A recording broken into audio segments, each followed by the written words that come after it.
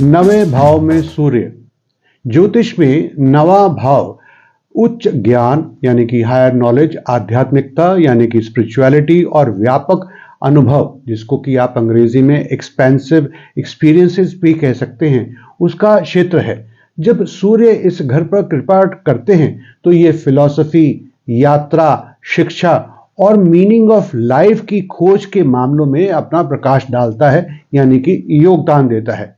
मैंने जैसे कि पिछले वीडियोस में भी बताया है कि सूर्य तभी कृपा करते हैं जब वह स्वराशि यानी कि अपनी राशि, मूल त्रिकोण राशि, उच्च राशि या मित्र राशि में होते हैं।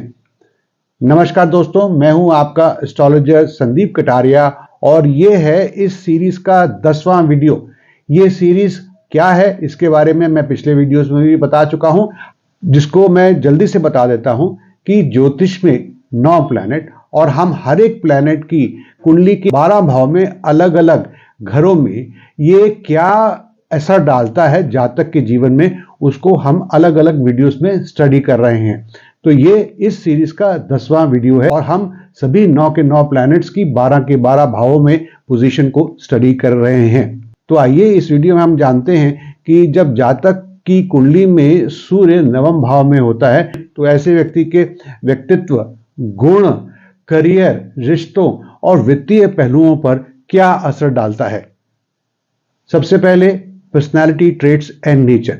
9वें घर में सूर्य वाले व्यक्ति स्वाभाविक रूप से जिज्ञासु और विस्तृत स्वभाव के होते हैं, यानी उनका एक्सपीरियंस और नॉलेज बहुत फैली होती है, किसी एक सब्जेक्ट पर फोकस नहीं होती है।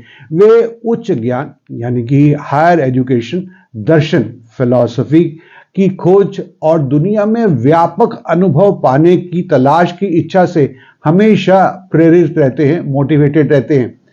ऐसे व्यक्ति अक्सर ऑप्टिमिज्म यानी कि आशावाद, उत्साह, एंथुजियाज्म और रोमांच, एडवेंचर को पसंद करते हैं। उनका जीवन ज्ञान की शक्ति और ज्ञान की परिवर्तनकारी प्रकृति यानी कि ट्रांसफॉर्मेटिव नेचर ऑफ नॉलेज से प्रेरित रहता है।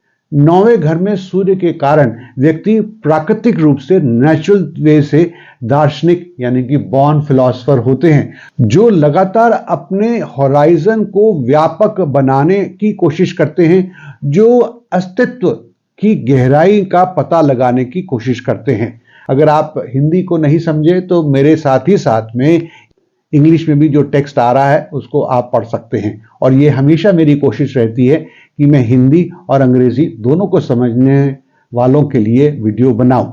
आइए आगे बढ़ते हैं और बात करते हैं हेल्थ एंड वाइटलिटी की। 9वें घर में सूर्य की स्थिति मजबूत स्वास्थ्य और जीवन शक्ति में योगदान देती है। ये व्यक्ति डाइवर्स कल्चर्स, बिलीफ सिस्टम्स और बौद्धिक गतिविधियों यानी कि इंटेलेक्चुअल परसूट्स की खोज में कामयाब होते हैं, जो उनके ओवरऑल डेवलपमेंट, ओवरऑल वेलबींग, समग्र कल्याण को बढ़ाता है। उनकी साहसिक भावना यानी कि एडवेंचरस स्पिरिट और फिजिकल और मेंटल एक्सप्लोरेशन के प्रति प्रेम, जुनून एक स्वस्थ और सक्रिय जीवन शैली यानी कि एक्टिव लाइफस्टाइल में योगदान देता है। परंतु एक बात का उन्हें ध्यान देना होगा और वह यह है कि इन्हें जरूरत से ज्यादा खोज यानी कि एक्सप्लोरेशन के प्रति बहुत ज्यादा आगे बढ़ना या निरंतर प्रयास करना, ये इसके प्रति इन्हें सावधान रहना चाहिए। अंग्रेजी में कहते हैं ना कि too much of everything is bad.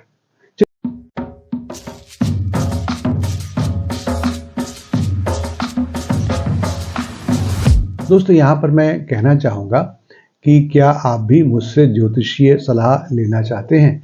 अगर हां तो आपका स्वागत है। आपकी स्क्रीन पर चल रहे अभी जो नंबर है उस पर आप मुझे कांटेक्ट कर सकते हैं।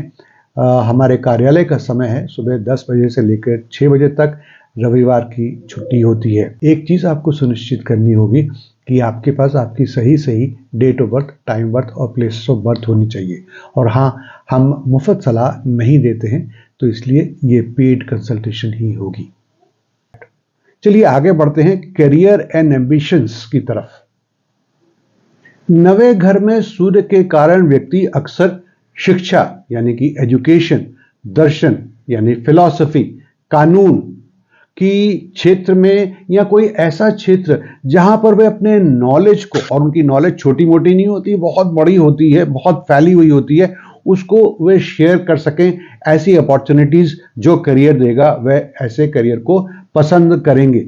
वे शिक्षक, देयरफॉर टीचर, प्रोफेसर, लेखक या ऐसी भूमिकाओं में उत्कृष्टता प्राप्त करते हैं जिसमें अंतर सांस्कृतिक, क्रॉस कल्चरल इंटरेक्शन भी शामिल हो।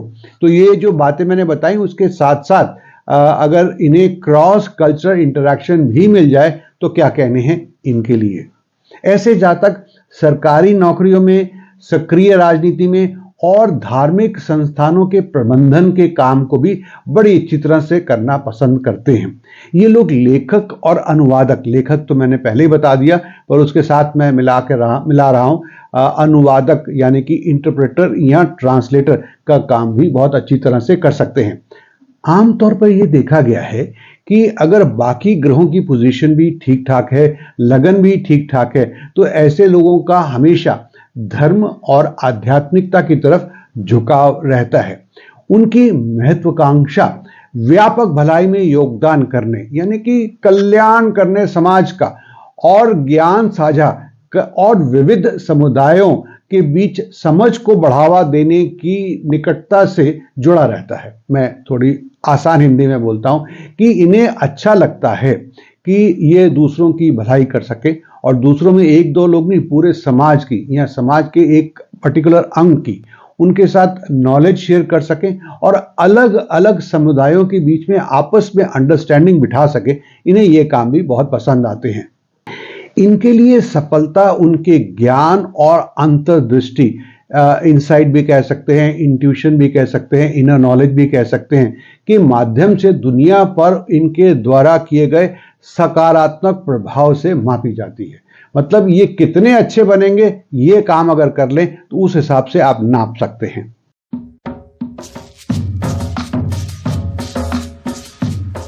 दोस्तों, जहां करियर की बात आती है तो मुझे एक पॉइंट याद आता है कि क्या आप भी एस्ट्रोलॉजी, न्यूमरोलॉजी आदि को करियर या हॉबी के रूप में देखना चाहते हैं? तो आपका स्वागत है, मैं आपकी मदद कर सकता हूं। हमने बड़ी ही मेहनत से 4 अलग अलग वीडियो कोर्सेज बनाए हैं। ये बहुत इन डेप्थ हैं और ये कोर्सेज हैं एस्ट्रोलॉजी, न्यूमरोलॉजी, रेमेडियल मेजर्स और प्रश्न शास्त्र। प्रश्न शास्त्र के मामले में मैं कह सकता हूं कि शायद ये भारत का ही नहीं बल्कि विश्व का पहला वीडियो कोर्स है। सैकड़ों लोगों ने इन वीडियो कोर्सेज को लेकर लाभ उठाया है, आप भी उठा सकते हैं। चलिए बात करते हैं रिलेशनशिप और फैमिली की। व्यक्तिगत संबंधों में यानी कि रिलेशनशिप में नवे घर में सूर्य वाले जातक ऐसे पार्टनर की तलाश में रहते हैं जो रिसर्च, एक्सप्लोरेशन और बौद्धिक गतिविधियों यानी कि इंटेलेक्चुअल परस्यूट्स के लिए इनके प्यार को समझते हो और उनका प्यार को शेयर करते हो। वे ऐसे पार्टनर की तलाश में रहते हैं जो ओपन माइंडेड हो, कल्चरल डाइवर्सिटी को पसंद करता हो और हायर अंडरस्टैंडिंग के महत्व को समझता हो। परिवार में ये एक अच्छे मार्गदर्शक की भूमिका को बखूबी निभा सकते हैं। वे अपने प्रियजनों को एक ब्रॉडर पर्सपेक्टिव यानी छोटी सोच को छोड़ो और बड़ी सोच रखो को अपनाने के लिए प्रोत्साहित करते हैं, जबकि वे रिश्तों में स्वतंत्रता यानी कि इंडिपेंडेंस को भी अप्रिशिएट करते हैं। वे एक साथ मिलकर ज्ञान की खोज को भी महत्व देते हैं। तो आइए अब बात करते हैं इनके फाइनेंशियल मैटर्स की। नवे घर में सूर्य होने पर व्यक्ति वित्तीय मामलों को फार साइटेड यानी दूरदर्शिता और फॉरवर्ड थिंकिंग की मानसिकता के साथ देखते हैं। तो छोटी मोटी बातें या कल की बातें नहीं सोचते हैं, ये लंबी देर की बातें सोचते हैं। वे एक ऐसे करियर की तरफ आकर्षित होते हैं जिसमें इंटरनेशनल बिजनेस, इन्वेस्टमेंट्स, ट्रैवल आदि की या फिलॉसफी आदि की मान्यताओं से जुड़े रहें। बिगर पिक्चर देखने और कैलकुलेटेड रिस्क लेने की इनकी क्षमता इन जातकों को फाइनेंशियल सक्सेस दिला ही देती है। हालांकि इनके लिए एक सावधानी यह भी है कि इम्पल्सिव होने से यानी कि आवेग में आकर निर्णय लेने से बचे और उन्हें ये सुनिश्चित करना चाहिए कि वित्तीय निर्णय, फाइनेंशियल डिसीजंस उनके दीर्घकालिक यानी कि लॉन्ग टर्म लक्ष्यों और नैतिक सिद्धांतों यानी कि एथिकल प्रिंसिपल्स के अनुरूप ही हों। तो अब कंक्लूड करते हैं। निष्कर्ष में 9वें घर में सूर्य समझदारी, विजडम, उच्च ज्ञान, हायर नॉलेज और कल्चरल एक्सप्लोरेशन की खोज में उज्जवल रोशनी डालता है, यानी कि जातक को प्रेरित करता है, उन्हें आगे की तरफ पुश करता है।